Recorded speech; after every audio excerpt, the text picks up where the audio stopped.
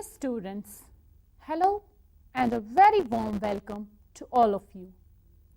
In today's session, we'll talk about an important member of the kingdom fungi, that is Agaricus, and we'll discuss in detail its important features and life history. The genus Agaricus is a fungus which is cosmopolitan in its distribution and contains about 300 species. These fungi are commonly known as mushrooms. Being saprophytic in their mode of nutrition, the Agaricus species are found in places that are rich in dead organic matter. That's why they are found on decaying leaves, logs, manure pastures, woodland litter, meadows, and humus-rich forests during the rainy season. The genus Agaricus consists of both edible and poisonous species. Many species of this genus are prized as food because of their edible basidiocarbs. The Agaricus family includes the best known mushrooms in the world. Most of the larger species of Agaricus are edible, like Agaricus arvensis and Agaricus macrospora. And the most edible species are Agaricus campestris, the field mushroom, and Agaricus bisporus, the cultivated mushroom. The white buttons, generally sold as mushrooms, are a cultivated variety of Agaricus bisporus. The crimini and portabella mushrooms are also the cultivars of this species. The poisonous species of Agaricus are Agaricus silvicola and Agaricus xanthodermus. Let us first of all know about the systematic position of Agaricus. Agaricus belongs to the kingdom Mycota, division Eumycota, subdivision Basidiomycotina, class Hymenomycotina, subclass Holobasidiomycetida, order Agaricales, family Agaricaceae, and genus Agaricus. The species which we have selected for explaining the life cycle of Agaricus is the common edible mushroom Agaricus campestris, also known as field mushroom or guild mushroom. Since the current lecture is about the important features and life history of Agaricus, we will discuss it under two sections, that is structure and reproduction. When we talk about the structure of Agaricus, it can be divided into two parts. One, vegetative mycelium, and second, the basidiocarp or fruiting body. The vegetative plant body of Agaricus consists of a subterranean mycelium. Based on the stage of development and complexity, the mycelium of Agaricus is of two types, the primary mycelium and the secondary mycelium. The primary mycelium is the mycelium which is formed from the germination of a basidiospore. Based on the type of the basidiospore from which it is formed, the primary mycelium can be of plus or minus strain. This mycelium is haploid and is made up of less branched hyaline hyphae which are septate and monokaryotic. The primary mycelium is short-lived and soon transformed into the secondary mycelium. The secondary mycelium actually develops from the primary mycelium by a process called as dikaryoticization, during which the two primary mycelia of opposite strains, that is plus and minus, fuse together by somatogamy, that is the fusion of two protoplasts, and result in a dikaryotic cell. This dikaryotic cell divides and forms a dikaryotic mycelium, which is also called as secondary mycelium. The secondary mycelium is perennial, branched and septate.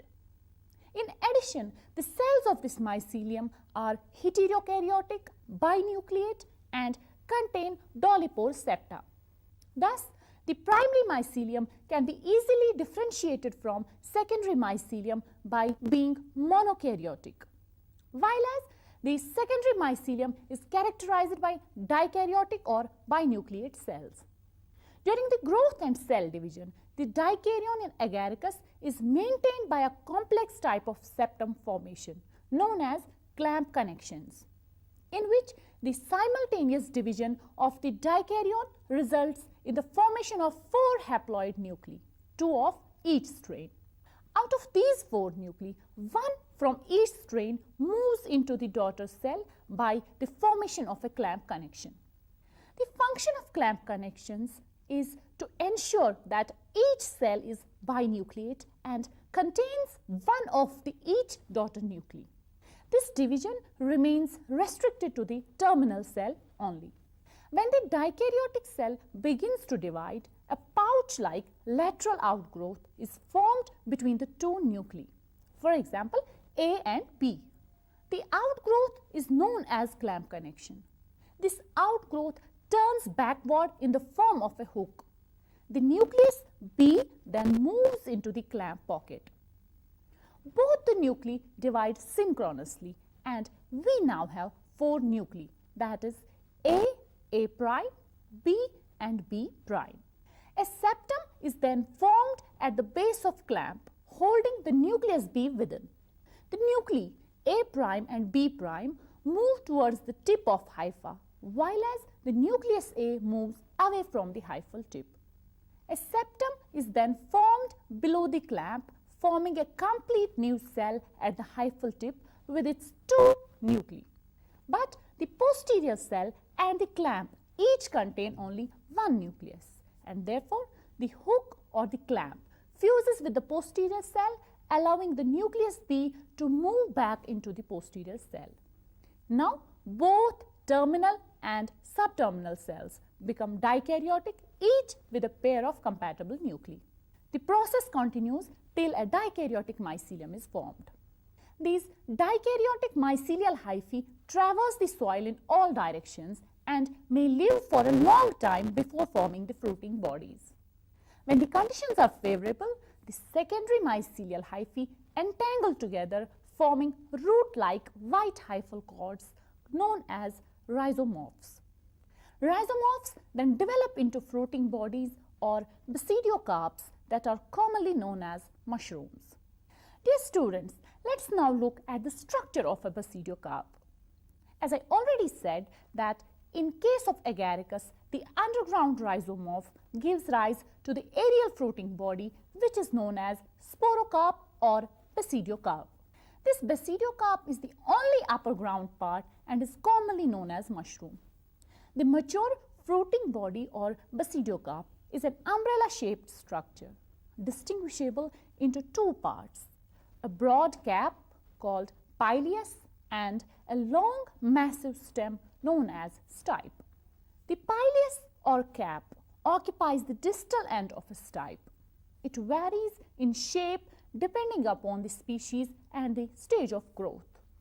It can be convex, conical, flat, ovate or even campanulate, that is bell-shaped, or infundibuliform, that is funnel-shaped. It's usually 3 to 10 centimeters in diameter. The upper convex surface of the pileus can be smooth or somewhat hairy and white, yellow or light brown in color. The underside of the pileus usually contains about 300 to 600 radially arranged plate-like structures hanging downwards known as gills, which contain terminal club-shaped spore-producing structures called basidia. These gills vary in color and are initially pink, turning dark brown at maturity.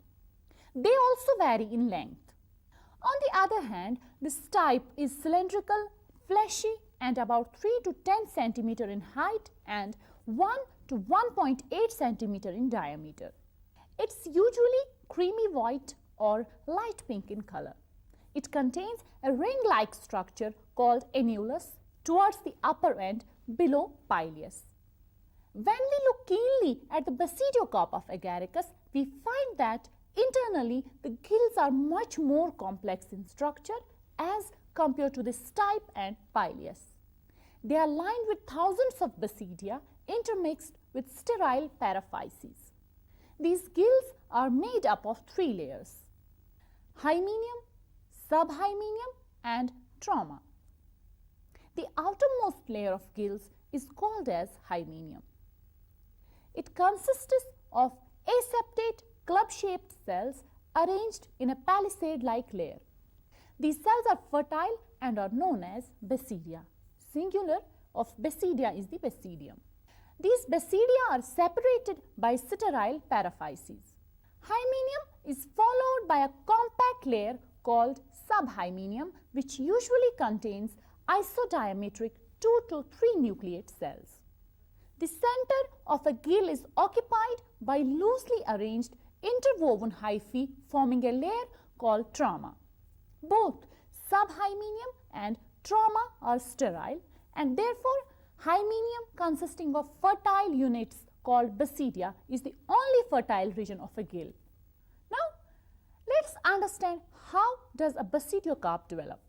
Basidiocarps develop at the tips of the underground hyphae as small, white, knot-like structures.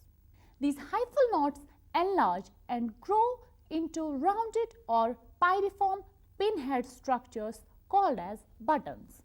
The button, or simply the growing basidiocarp, at this stage consists of 2 parts: the bulbous basal part and a hemispherical apical region. The former develops into the stem, or what we call as stipe, and the latter forms the cap or pileus. Some of the hyphae at the junction between the stipe and pileus are pulled apart, forming a ring-like compartment known as prelamellar chamber. On the inner side, the prelamellar chamber attains a concave shape and eventually becomes lined with alternating radial plates of fast and slowly dividing cells, which form the gill primordia. The gill primordia develop into the gill lamellae, hanging downward into the prelamellar chamber. As the pileus grows in size, there is also an expansion of radial interspaces between the developing gills. The margin of the pileus is connected with the stipe by a membrane known as velum or inner veil, or also called as partial veil, which covers and protects the developing gills. With the elongation of this stipe, the buttons are elevated above the ground.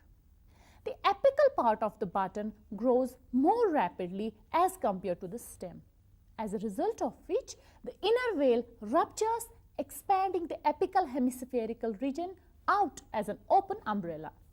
As the inner veil ruptures, it exposes numerous gills present on the underside of the pileus. The torn velum or inner veil leaves behind the remnants which remain attached to the stipe in the form of a ring that is known as annulus. This annulus may be ephemeral, that is short-lived, or persistent. This exposed aerial part consisting of pileus and stipe forms the fruiting body or basidiocarp known as mushroom. The appearance of mushrooms is largely dependent on the environmental conditions. When the soil is hard and the season is dry, the fruiting bodies do not grow beyond the button stage and remain underground.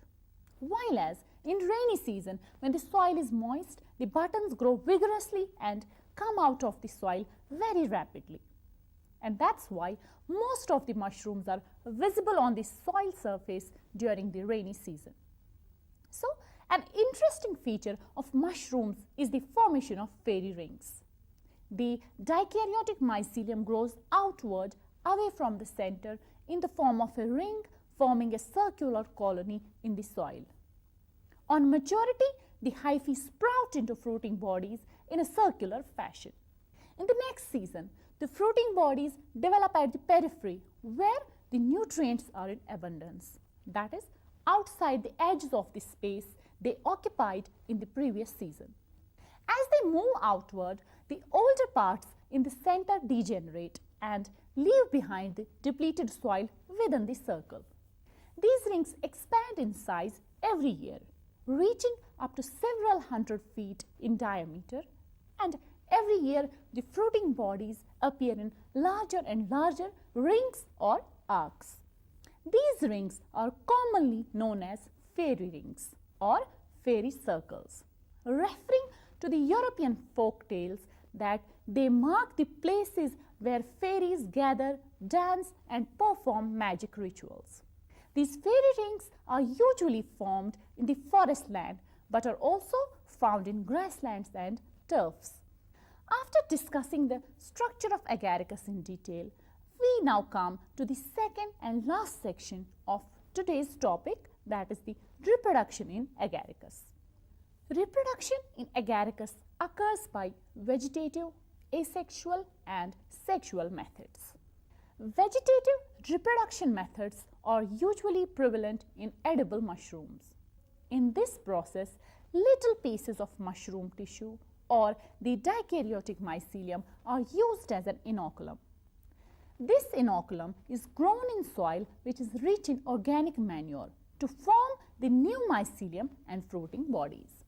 When we talk of the asexual reproduction, Agaricus does not commonly reproduce by asexual methods.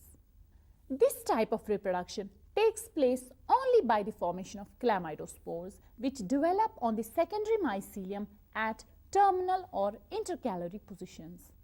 These spores germinate to produce the dikaryotic mycelium.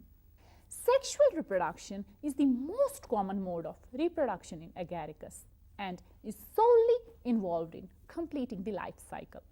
And for sexual reproduction to happen, a primary requirement is the acquirement of two opposite strains, plus and minus, a phenomenon known as heterothallism.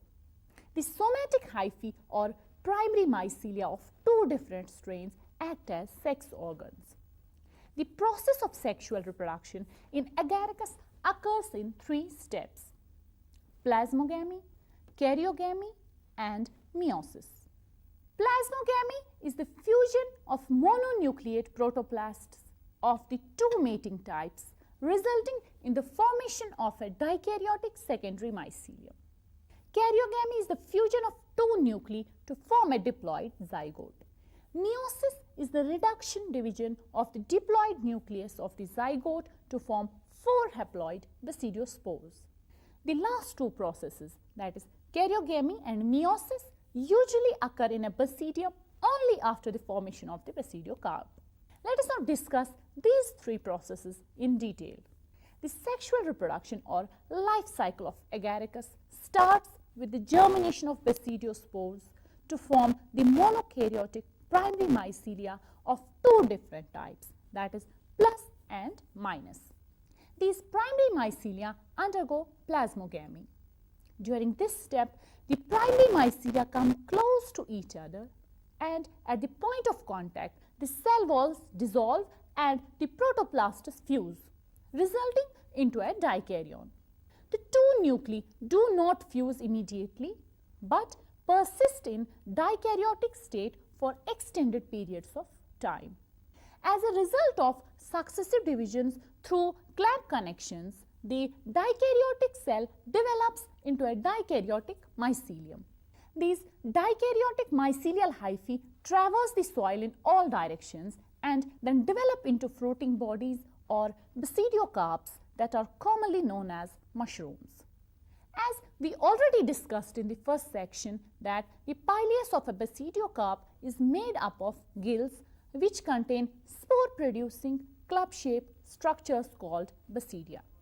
In a young condition, the basidium is known as protobasidium. Since this protobasidium is dikaryotic, therefore it contains two haploid nuclei of opposite strains, that is plus and minus. Once the basidium matures, the two nuclei fuse with each other to form a diploid zygote. This fusion is called as karyogamy. Karyogamy is immediately followed by meiosis, resulting in the formation of four haploid nuclei. Out of these four nuclei, two are of plus strain and two of minus strain. In the meantime, four small peg-like projections or outgrowths are formed at the distal end of each basidium. These tubular outgrowths are called as sterigmata. The tip of each sterigma becomes swollen and a vacuole is formed near the base of each basidium. This vacuole enlarges and pushes the protoplasm into the swollen parts of sterigmata. Once the swollen tips of sterigmata attain full size, a nucleus migrates into each of it. Each swelling at the tip of a sterigma is mononucleate and it ultimately matures into an oval pinkish purple basidiospore. Therefore, each basidium gives rise to 4 haploid uninucleate or mononucleate basidiospores. A small projection is formed at the junction between basidiospore and sterigmata, which is called as hilar appendix, due to which the basidiospores are placed slightly oblique at the sterigmata. After this, the basidiospores need to be dispersed. So, we will now discuss the dispersal of basidiospores. The spores remain within the basidium until physically dispersed. Once the basidiospores are mature, a liquid droplet known as hilar droplet appears at the hilar junction, lifting the basidiospore at its top. This liquid drop actually enlarges up to 1/5 of the size of the spore. This enlargement creates a tension, and with this, the spores are shot away from sterigmata in a rapid succession. Once the basidiospores are released from the basidiocarp, they fall on the ground. Under favorable environmental conditions, each basidiospore germinates by producing a germ tube. This marks the beginning of a new cycle. The germinating basidiospores eventually develop into a monokaryotic primary mycelium, which can be of plus or minus strain depending upon the strain of the basidiospore. The primary mycelia with single haploid nuclei soon transform into dikaryotic secondary mycelium by somatogamy, and the process continues. So, we can sum up the stepwise life history of Agaricus as the germination of basidiospores into primary mycelia, somatogamy or fusion of the compatible primary mycelia, dikaryoticization and formation of a dikaryotic cell, clamp connections and formation of the secondary mycelium, formation of rhizomorphs, then the development of basidiocarp, formation of basidia, karyogamy within the basidia and formation of diploid nucleus, which is followed by meiosis and formation of 4 haploid basidiospores, which on germination start the cycle again. With this, we come to the end of today's lecture. We hope this lecture will help you in understanding the important features and life history of Agaricus in a simplified manner. Thank you.